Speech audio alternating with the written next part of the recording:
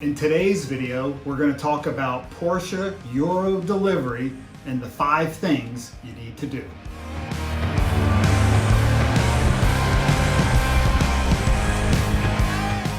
So in today's episode, Porsche Euro delivery, I have 2 guests with me today. I have Dan in Indiana and Alan in Ohio. And what's going to be interesting here today is hearing 2 different perspectives on Euro delivery, because Alan, he was doing Euro delivery in the early mid 80s. And Dan, I think you've done it here in the past 3 to 5 years you've been doing Euro? Absolutely. And you had another one planned, but then COVID hit and that threw that thing a wrinkle this year. So as I teed off in the beginning of the video, I said, what are the 5 things kind of you need to do or make sure, kind of get completed to have a really good Euro experience. So one of those really starts at the very beginning, and it's like choosing your dealer and selecting the dealer for the Euro delivery. Now, I'm going to go to you guys. I assume this is your usual dealer, or do you guys look around to find someone where you can get Euro delivery? Well, the first few times that I did it, I went through different dealers just because I hadn't really settled and, gotten into one dealer that I got all my cars with at that time. So I did it at a few different places. Most of the time that I did do European delivery, the people that I work with were fairly unfamiliar with the process. And I think it was just because not a lot of people did it back then. Even this is going back to 6 years ago. But now that I've settled in with a usual dealer, they know that that's what I want. And they know that every time I order a car, I'm going to do that. Now they're a little bit more familiar with the process. Yeah, and Alan, I think I recall you mentioning that before too, is it's helpful if your dealer's a little familiar with it. If they know something about it, it really helps. The very first one I did in 83, I ended up doing it through a dealer in Florida and didn't know them. Somebody told me, when I thought about doing it, they said, call this place, check with them. And it was a broker that actually did it through the dealer. So there was a broker back then that was working Euro deliveries all around the country. It's kind of strange, but it worked okay. Right. Subsequent ones, I went through a local dealer, and the local dealer had done them in the past. And then having done the one in 84 with him, it made doing the 85 a piece of cake, because we both knew what each other wanted and how it worked out. So talk me through a little bit, you guys, when you, one of the things, obviously, so you find the dealer, and I know typically when you order a car, I imagine, and you tell me, are there dates that they would say to you that this is the dates when Euro delivery is available type of thing? Well, how does that work? I can, attest to that from doing it several times over the last few years. Obviously the hardest part, especially in the GT world, is simply getting the allocation. I know you've done the video on that already. Right. So simply getting the allocation is sometimes the more challenging part. And so first things first is obviously get the allocation. What I found is that the minute that you know that you get an allocation, it's critically important to fill out the build sheet online, check the European delivery box, and then forward it to your dealer almost the day that you get the allocation. The sooner they know that you want that, European delivery, they can get it in touch with the European delivery department and get the ball rolling. Because as the popularity has increased over the last few years, it has gotten a lot more challenging to get the dates that you want.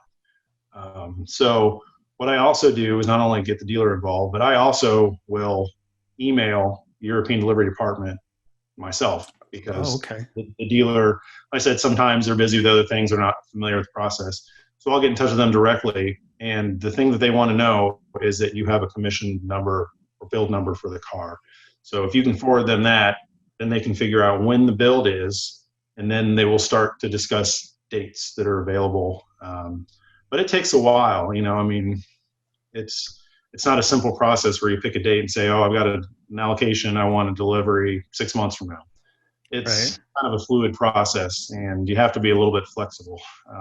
I usually give them a time frame and say, I'd love to pick it up in this time, and give them, a month, June or July or something like that. And then they work and eventually get back to me with some options. That's typically how I've done it. One thing that can be a little bit tricky, I will say, is that I ran into this with my 2016 RS. My build was in December, and picking up a car in Europe, especially a GT3 RS in Europe in December, is not exactly a pleasant experience. Yeah. So sometimes if the dealer knows that and your delivery date would potentially fall in the winter, then they can work with another dealer to swap build to get one that would maybe fall in line better with what you would hope to be a delivery date in, the summer or fall or something like that. Okay. So that's like you said, you might have to be a little flexible then too, right? On saying, am I super excited, got to have this car, or it's the experience, I want to enjoy myself when I'm over there and not be worried about, like you say, driving on, slick roads in your GT car. So Alan, go ahead. Oh, so I was going to say, so a good example is like with my GT4 that I had ordered that I was supposed to pick up this summer before COVID hit. I got the allocation back in early, winter when they first came out, checked the European delivery box, forwarded it off to European delivery department. And I said, well, I'd love to pick this up in early June. By the time that they put the build in, they said, well, all we can give you is the end of June. And this was 6 months ahead of time. And so even then, you still have to be a little bit flexible, and based upon when your build completion date is, you can get a rough estimate when you can pick it up, but it doesn't necessarily mean you're always going to get your date that you want.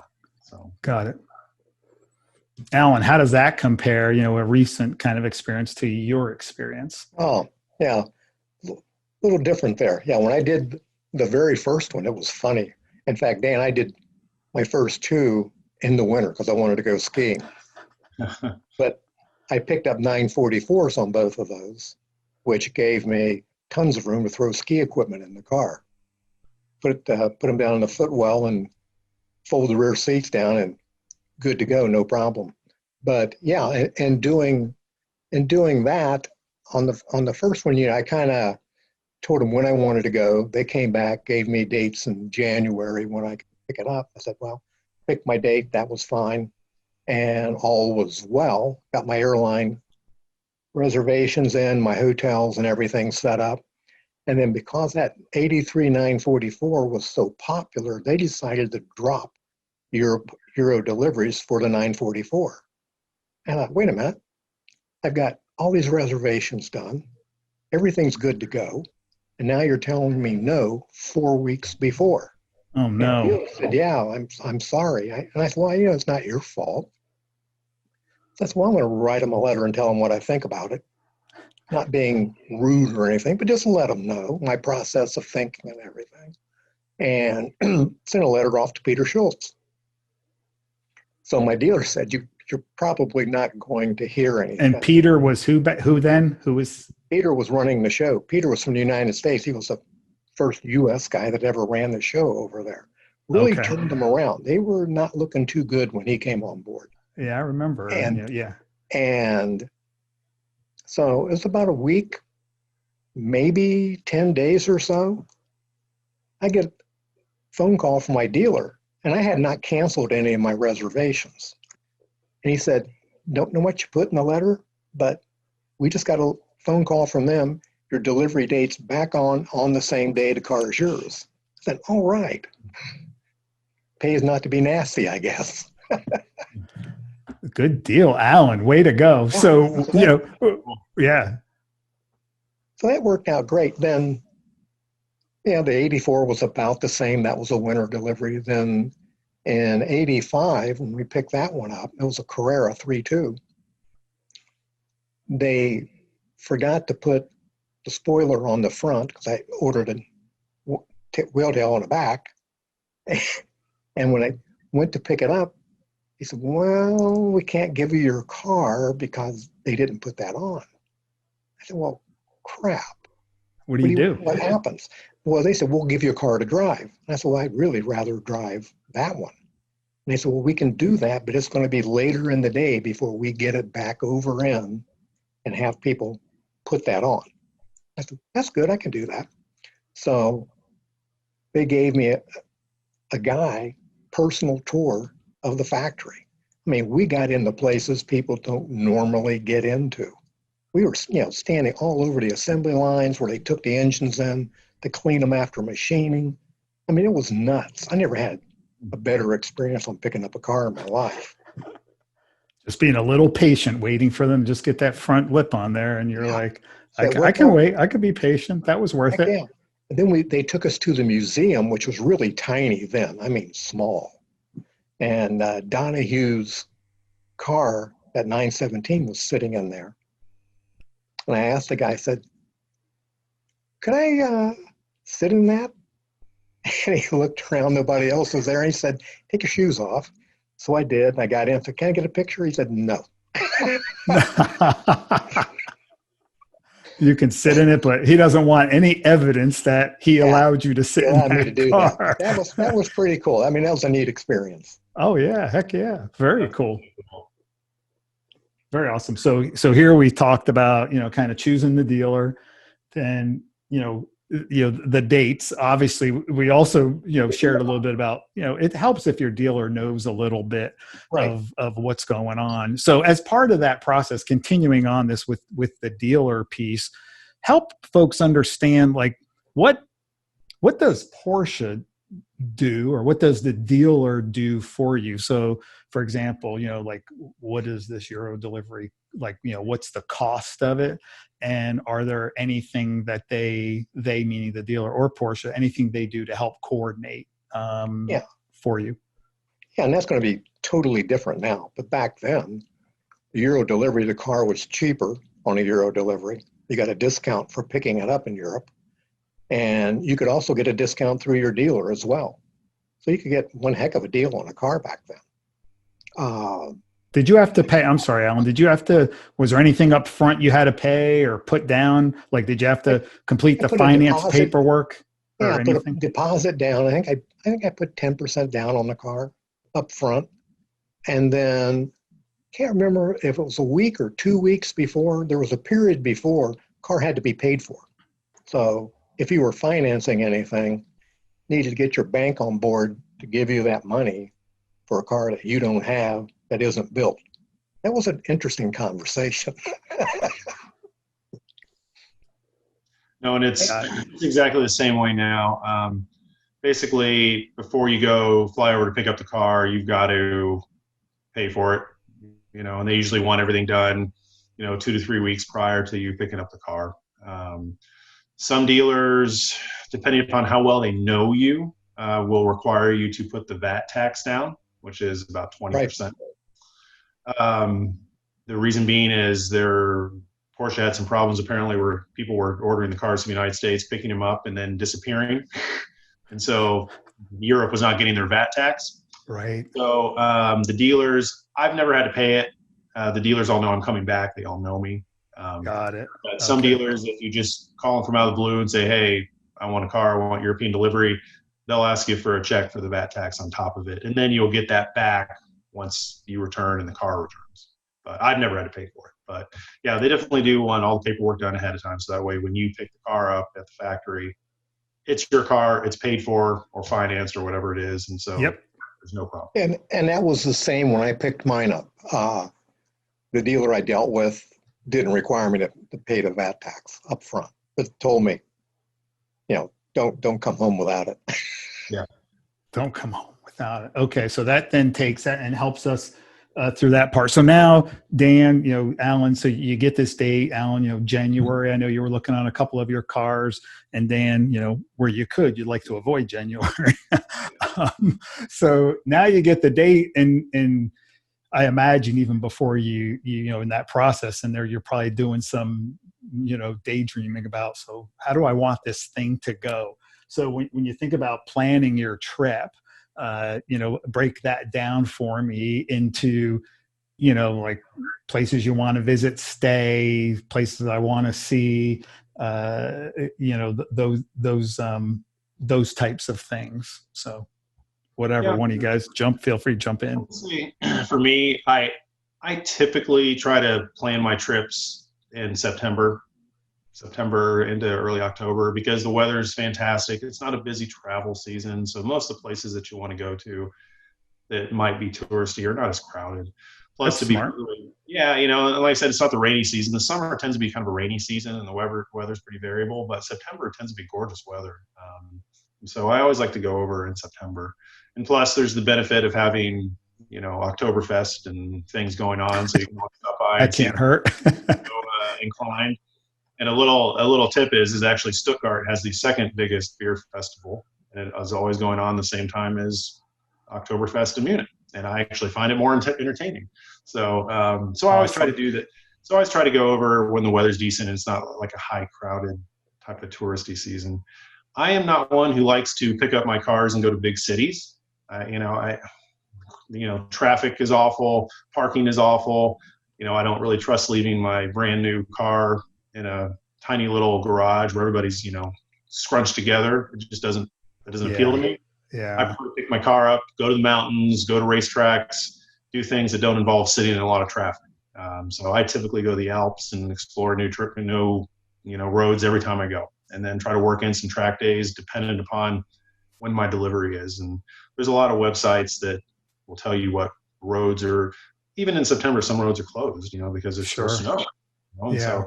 So I always try to plan that, and then try to, when I know what dates are, try to plan any track days that I can go to, because that's just. And is that just searching? Is there certain sites you use to find the track days, or do you just like go to, like I saw your car at Spa? Do you just go to like Spa's site and see what they got going on? Or? Yeah, so typically that's where I start. Is that, you know, if I know that there's certain tracks I want to go to, for example, the Nürburgring, there's a lot of tourist days there, but there's not every day. So it's important to figure out if you're going to go to the Nürburgring.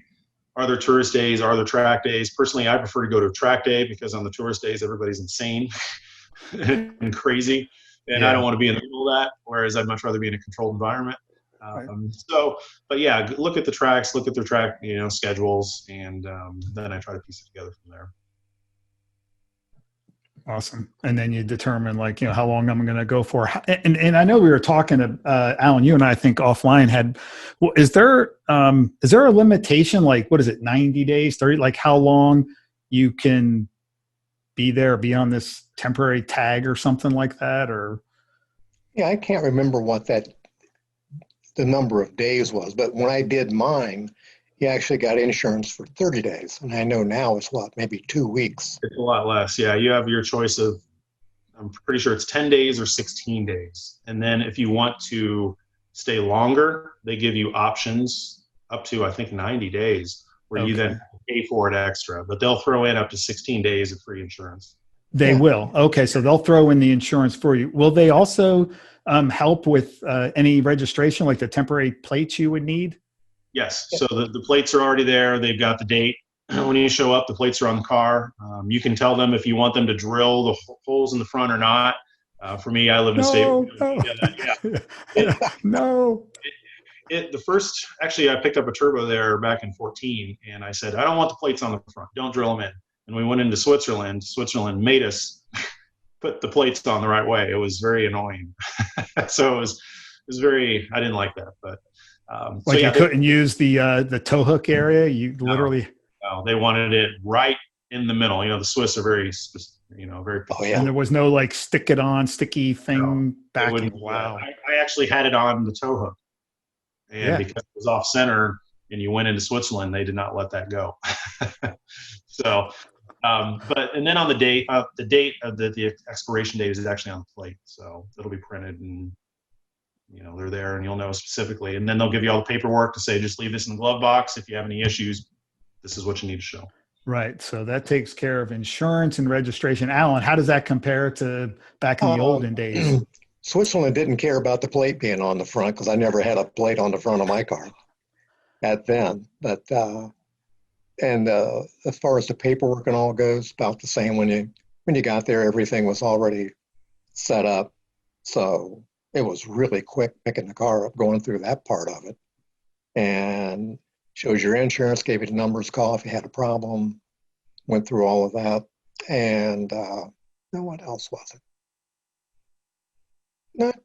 Not too much else different from that. You know, so you don't have to do anything with your U.S.-based insurance, with your insurance carrier U.S. side? That doesn't count. Yeah, it's not going to cover. You need to have your driver's license. And when I did it, they wanted an international driving license. which was kind of weird. Is that true, Dan? Does that still hold true today? When you pick the car up, Germany doesn't require that, but there are some countries that do. For example, Austria, if you would get pulled over, they're going to want to see, theoretically, they're going to want to see international driver's license. You can go to your local AAA. Yeah, that's where I got mine.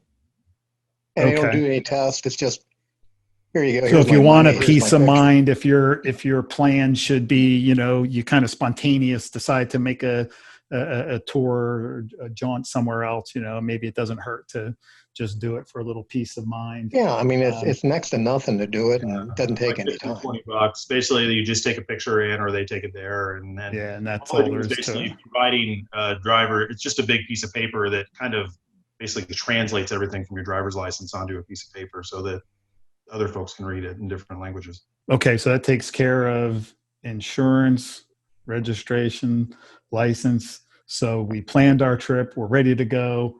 We go out. I think I've read, like, maybe on, that one online forum, that some folks will do some temporary or some basic, like, PPF on their car or anything. Is that something that either of the two of you have done?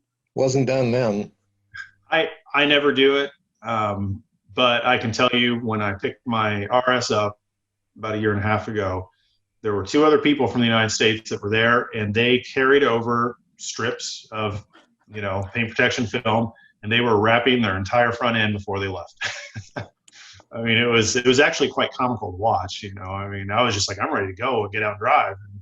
I don't know that I would, because that just, like, I PPF my cars, but that to me would just add like another layer of stress or just whatever that I don't need. And if it was bad, I would just do some paint correction or whatever when I got back home, if I felt it, Well, I will say one thing that's changed, and if you've looked at the Porsche configurator recently, there is an option for Porsche on, the clear bra. I mean, it's not cheap. It's like $2,800 for the front. But if you're really finicky about it and you want to have it done, you can get it done in the factory now. And you're not carrying over rolls of PPF in your luggage or having them shipped ahead of time. Yeah, it's like, if it's worth it to you, hey, you're spending that much money for the car, come up with another $2,700 and give yourself some peace of mind. So now, so tell me some of the stories, like, I mean, Dan, I've seen some of your pictures, from the past. So, tell me about, if, one or two kind of really awesome experiences you had on the roads or when you were there, enjoying yourself for those few weeks. I mean, I know for me personally, I'm a track junkie, and I just love going to tracks. And to me, when you're overseas in Europe, there's just all these famous racetracks that, as a kid, I used to go to and watch races with my dad, and so Spa is a perfect example. To take my own car, and spend 2 full days on the track at Spa was just, it doesn't get any better than that. Man, that does sound pretty amazing. It was just the most amazing experience that I've ever had on a racetrack. I mean, it was just incredible. But just the whole experience, I mean, from driving on the Autobahns, which is fun, it gets a little monotonous after a while, but I love driving on mountain passes, I mean, and so for me, the fun is that I like to go and explore, and every trip I try to hit a different area that I've never been to before. And some of the roads are just an absolute riot to drive. I mean, they're just beautiful. And you get out, and after driving pretty challenging roads for a little while, you get out and get to the top of, and they usually have a big hut up there, and you can get out and, have a bratwurst and relax and, enjoy the view. And it's just, to me, that's what I like to do. I said, I'm not too worried about going to cities, but to me, getting in the car, driving the car, enjoying the car, going with my daughter. Yeah, I'm aligned with you on that one. I wouldn't be interested in going to the cities either. I'd want to drive some of those amazing mountain roads. It's just every trip, there's a little bit of a different feel to it, and it just makes it really memorable. And, I think part of that's being in your own car, which is neat, because then you can, go out in the garage when it's back home and look at it and see the stickers from the different countries still on the windshield that, you have to get. And there's just a lot of good memories. And that's why every time that I get an allocation, I check that box, and, because I know there's a lot of memories that'll be unique and different. And it's just something I always enjoy. Did I see in one of your photos that I don't know if you brought both your children, but I thought I saw your daughter in the one picture. Yeah, so I usually take one of my kids with me. Sometimes my wife goes, but usually my kids go with me. And the one picture I sent you is actually really comical because this was back in 2017. I was supposed to pick up a new GT3, but Porsche had problems with registration out of the blue. Something with the government was a problem. And so when I showed up there, they're like, well, we don't have your car. I'm like, oh, well, what am I going to do? and we have a Passat for you. Yeah, and so it was really bizarre. And so, and it wasn't Porsche's fault. The car was built. It was just that they ran into some sort of regulation snafu that lasted for about a month, and then it was fine. But I couldn't take delivery of a car. And so they gave me that brand new 911 Turbo to drive around for 2 weeks. I mean, it was brand new. And so I went with my daughter, and it was great because that's why I've got pictures of her crawling over the roof and, and we were driving through the mountain passes and she got sick and threw up in it. And I was like, well, it's not my car. I don't care. You're like, this is good. I'm good. So it's just fun stuff like that, like I said, that one of the reasons that I go and do it, because it's just what an experience for the children. What an experience for them too. That's awesome. They always want to go back. And then a lot of times they're fighting to see who's going to go because they had so much fun last time. Dad's spinning the circus wheel, going around, see where it lands, flip the coin 5 times, and whatnot. No, that's pretty good. What about yourself, Alan? What are some of your stories, from back in the day, meeting Jean-Claude Killy on the mountain? No, I had quite a bit of fun skiing. When we were in Kitzbühel, 83, we got there right after one of the major skiing events. So we got to get, you got on the hills with the way they were prepped for the downhill, and that the Hahnenkamm run, which is a major run. That thing was almost ice the way they prepare it for the downhill. I mean, you had to sidestep going down that thing, but people were crazy. But I think the neatest memory was going into Italy and then going down to Nice and Monte Carlo, and going through Italy, came into this little village, and there was a police officer down there, and he stands out in the road, holds his hands up, and one of those little international stop signs in his hand. And what the heck? What's going on? So stop. The guy comes over, roll the window down. He doesn't speak any English, at least at that point. He didn't let me know he spoke any English. I spoke 0 Italian and could converse in German. So I asked him, German, and he held his fingers up like a little bit. I said, okay, maybe we can do this. So we hammered back and forth a little bit. And then he said in German, papers, which is pretty close to our word for paper. And oh yeah. So got my driver's license out, the international license out, the papers for the car. I handed all that to him. Then he starts talking in Italian again. I got no clue what he's talking about. And I just looked at him and shook my head and just had my hands up, sorry. Yeah, I can't. He walks around in front of the car, looks at me, takes his hands up in the air, and then he's pushing down like this. And I thought, oh, slow down. And I give him a big thumbs up. He smiled. We got off our papers and everything back. He waved and we took off. And I thought, well, that was pretty nice. But when I got back to the factory, I told them what happened. And they said, man, it's a miracle they didn't haul you off to the jail and hit you with a big fine. He said, Italians are kind of known for that. I thought, well, I got lucky, I guess. Wow. I had an interesting story in Italy. This was back in 2014. I picked up a 911 Turbo, and that was when the Turbo was new, when it first came out. And I dropped my wife off. She was giving a lecture in Milan. And so I said, well, I'm going to disappear for a few days. And so I drove down to Maranello and went to the factory and did the tour. when I came out of the factory or the tour, there was just a massive crowd of people around my car. And so I walked up to like, oh gosh, what is going on here? And I walk up and everybody's just taking pictures and smiling and standing next to it, getting pictures of themselves. And, I walked up to it and unlocked it and was just kind of waving. I don't speak Italian. I speak some German, but I don't speak Italian. And they all looked at me like, oh, Porsche. And I'm like, I'm at the Ferrari factory and everybody's more interested in my Porsche than they are in the Ferrari. It was so bizarre. That must have been, especially like you said, when you came outside and you see the crowd, you're like, what's wrong? Got a flat tire, or, somebody hit my car or whatever. I don't know what it was, but it was, I did not expect that, and that's interesting. Kind of the like what you don't have, or maybe they don't see those as many around. Maybe we see Ferraris all the time here, it's like, oh, the new Porsche, this is pretty slick down there, so. Oh, that's pretty good. Speaking of Italy also, when I told the guy when I picked that 85 Carrera up, I said, I'm going down into Italy. And the next thing he said was, do you like the options that you have on your car now? And I said, yeah. He said, color? Yeah. Would you change anything? Not really. He said, okay, well then we'll know what to order. I said, what do you mean? He said, if you drive that car into Italy, you most likely won't be driving it back.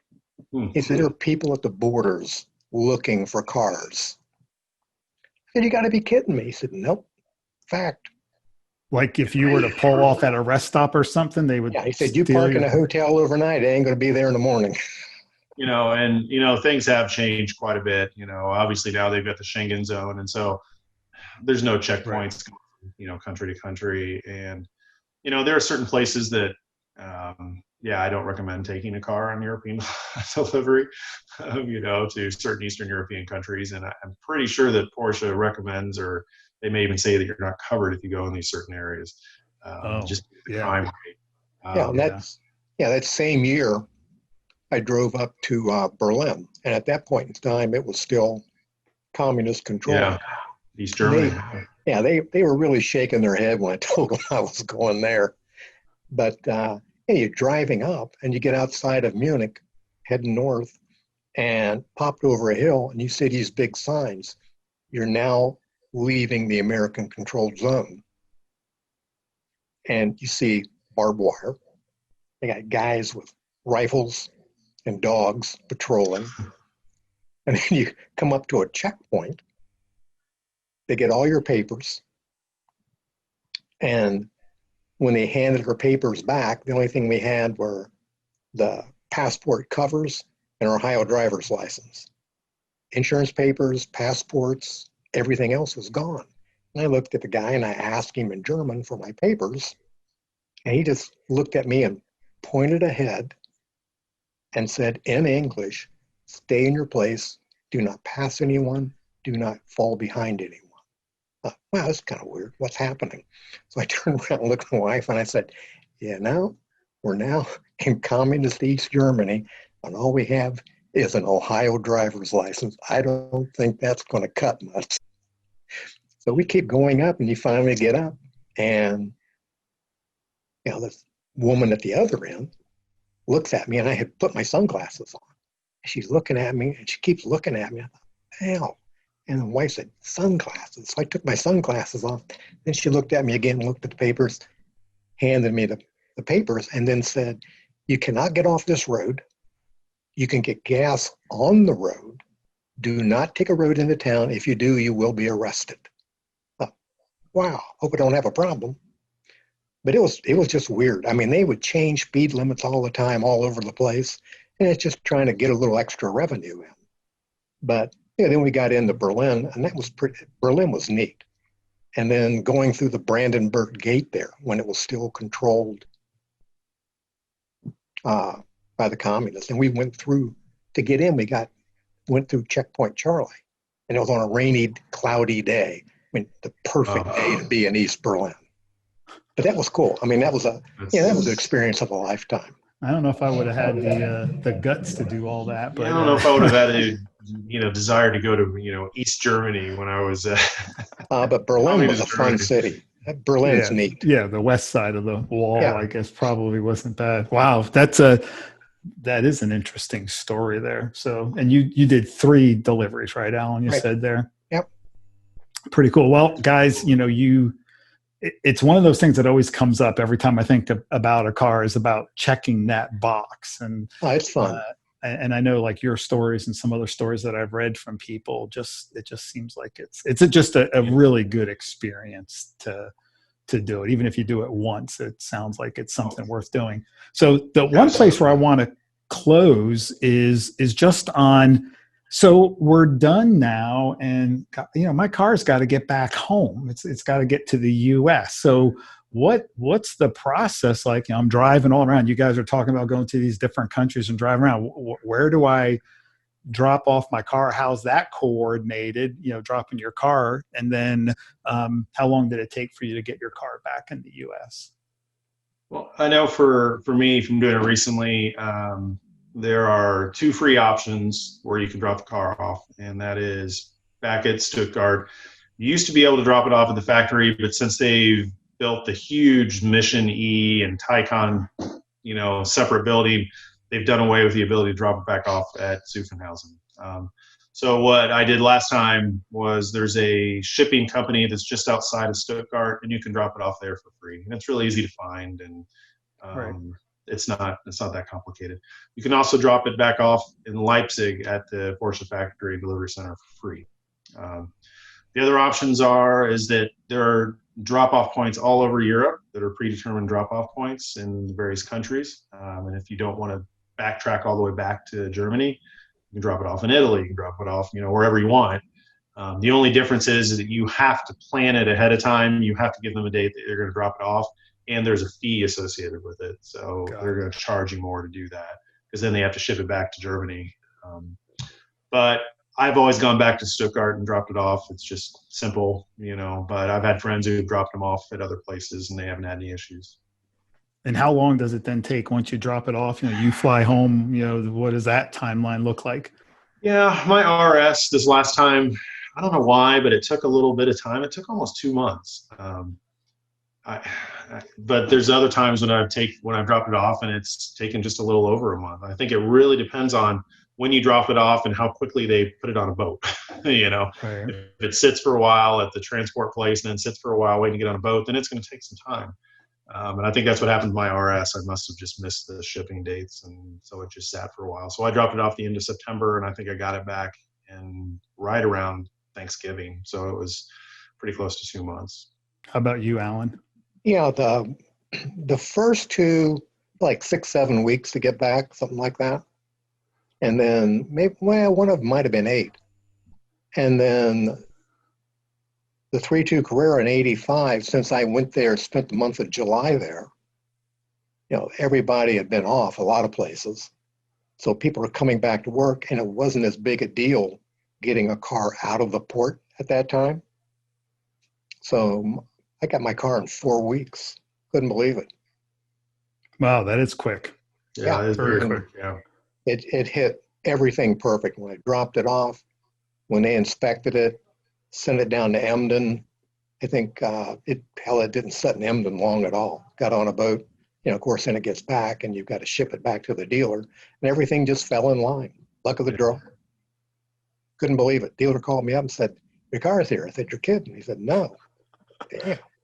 Yeah, because that would be one of those things where, like, you had all that exciting, that good time driving your car, taking it places, then you go home and then you're just like, you open the garage door, the car's not there. It's like, oh yeah, it's murder waiting on it.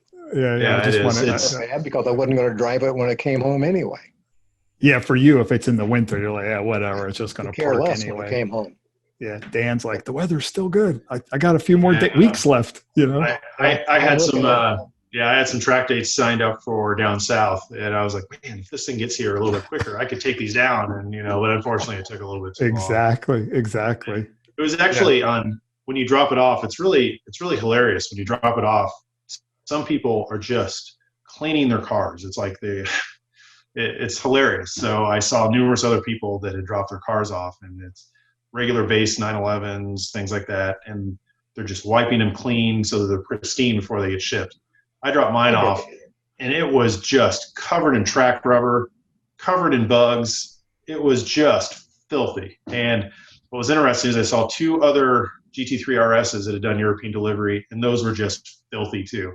But the people that had their base 911s were just wiping them down and cleaning the 718s were cleaning them down. And when they shipped mine back, and it was still just filthy, covered tire rubber everywhere. The guy who dropped it off at the dealer from delivery said, "Is this a Porsche test car?" And I'm like, "No, why?" And I'm like, "Well, it's just got so much tire rubber on it. We figured it must have been one of their ones that they were doing tests with." I was like, "Nah, it's just me just beating the crap out of it in Europe." Guy who likes to drive. Yeah, I would be like you, because whether it's however long it's sitting outside at the port, then on the ship, I mean, that sucker's going to get dirty and whatever else. Right.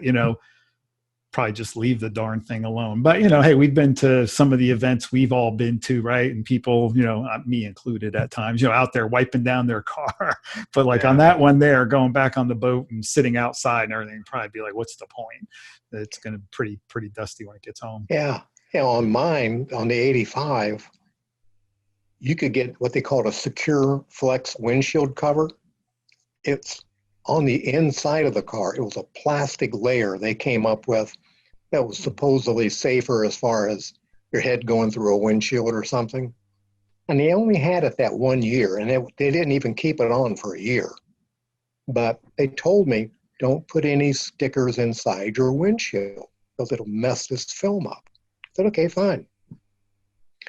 So my car came in, dealer called me, says, well, your car's here, great, fine, super, thanks. I'll be right down.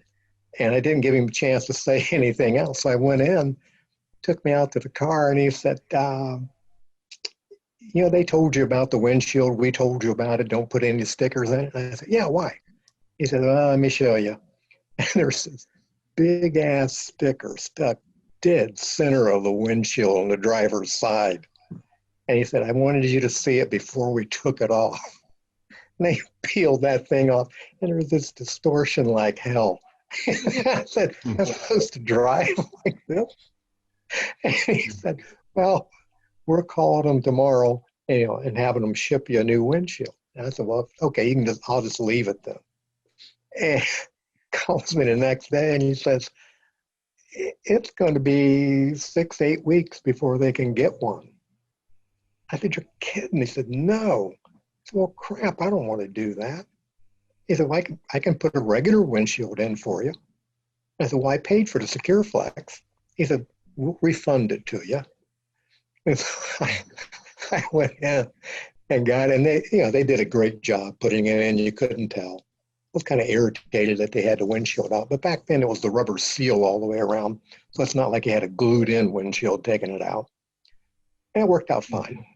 And I will say, Mandy, that's one thing that's important from dropping the cars off, is that if there's anything that you want to get back, don't leave it in the car.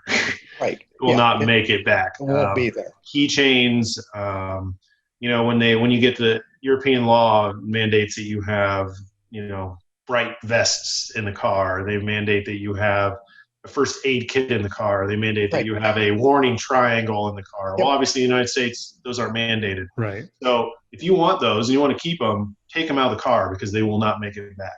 Porsche gives you some really cool keychains with the car. Take them off, because if not, you will not get them back. The plate on the front that, if you want the souvenir European delivery plates, take them off, because they will not be there when you get back. Wow. Right? So those guys somebody goes through the car and just whatever. Yeah. Everything. So don't leave anything in it. Take everything out of it. Yeah, good advice. It won't come back. In fact, in the 80s when I was doing it, radios were a popular thing to disappear. Oh, yeah. So I ordered 83, 84, 85, no radio, and just put a radio in it when I got it back.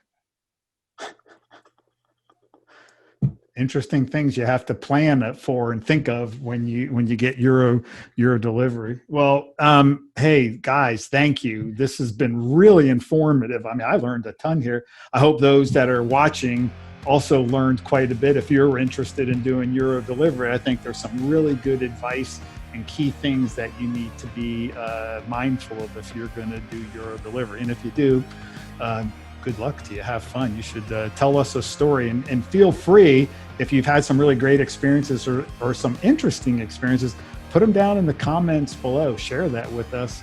Love to have some dialogue with you on your experiences. So again, if you like the content that RS Xperience is bringing, please give us a thumbs up. Hit the like button, click on the notification bell. We appreciate your support to help grow the channel and bring you some more content like this. So until the next time, I want to thank both Dan and Alan for your time this evening. And everybody stay healthy and stay safe. All right. Good. right. Thanks.